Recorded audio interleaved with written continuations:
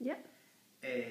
De 10 mennesker, som er med i bogen, som alle sammen vokser op med forældre, der var alkoholikere, dem har jeg fundet primært ved at henvende mig til forskellige alkoholorganisationer, Blå Kors, nogle der hedder Linken og nogle der hedder Tuba, og de har hjulpet mig med at finde frem til de personer. Så har jeg også Lisbeth Zornig med, og hende har jeg valgt, fordi hun, dengang var hun formand for Børnerådet, og jeg synes, det gav god mening at høre hendes historie. Jeg synes også, det, at hun så var formand for Børnerådet, det var også med til at pege fremad.